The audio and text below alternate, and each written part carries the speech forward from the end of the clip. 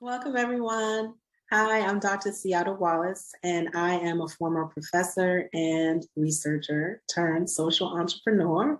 And I help women of color who are starting their careers or in graduate school navigate the space of what can be very isolating and often a difficult road, help you be able to thrive and feel supported in what it is that you do.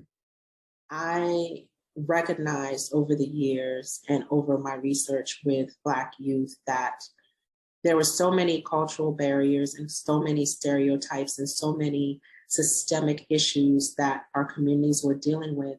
And yet so many young people and myself and other people around me who came from those communities were thriving.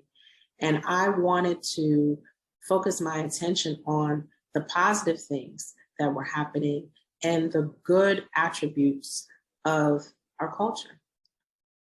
So I often think that as women of color, like this is a really important thing to have, that we can embody that pride of our own self, our own essence, and what we bring to the table. I mean, so many of us know of other women in our communities that were like, wow, she is so awesome. She's everything right there. She's carrying herself with pride. She's got style. She, is a wizard in the kitchen, or she's a wizard at her business, or, she's very creative, or she's holding down the community with all of the events and all of the volunteering efforts or the leadership. I mean, we see it all the time. And I believe that sometimes we see it so much that we may not recognize how important that is, because there is something very unique about being a woman of color, not just the experiences that we have, but culturally what we bring in terms of our talents and our gifts. And that's so important. That difference is a gift. I think that it's really important for us to talk about microaggressions and discrimination and systemic barriers and poverty and all the different barriers that we face as female identified and as people of color. Don't get me wrong, like that is clearly important. All of the positive things that we have as women of color. We also have to spend a lot of time focused on that, not only in our own personal development, but also in the spaces when we're having our discussions, when we're lifting each other up, when we're thinking about work, when we're thinking about our families. We have to also be paying a lot of attention to the strengths, the resilience, the cultural assets that we bring.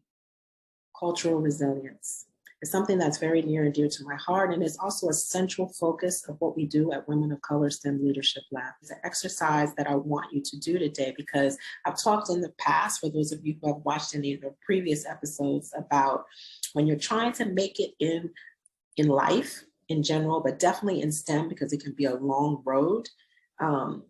It's some of those small little steps that can be the secret sauce to success, because it builds you up. It gives you the strength. It gives you confidence. It gives you a foundation that allows you to get through some of those very difficult moments. And so this is one of those things, really having a clear vision of what that cultural resilience looks like for you. So the exercise that I want to take you to is to think about how you can embody your cultural strengths more. Make a list of women of color in your life that you admire. What qualities do they have?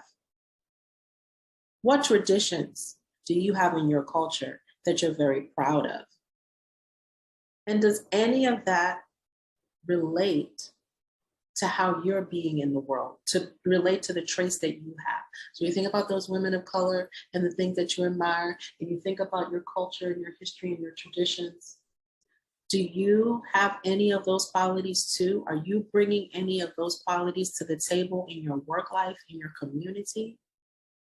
I'm encouraging you to actually think about that and actually put that on the table of your strengths.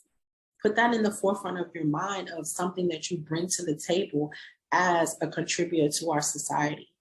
Because oftentimes, again, the society will negate what our cultural strengths are.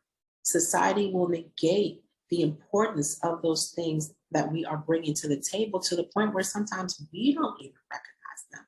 And if we recognize them, we don't even realize that this is something that I could be bringing to work or to creating something that is unique and powerful. And leave in the comments, how can you embody your culture more in your day-to-day life? And how can you embody your culture more in your work in STEM? And then if you're looking for a place where you can have discussions about your culture, you can get tips on how to strengthen more of that cultural resilience in yourself, check out what we're doing at Women of Color STEM Leadership Lab, details below. And remember, you're not just meant to make it in STEM, you're meant to thrive.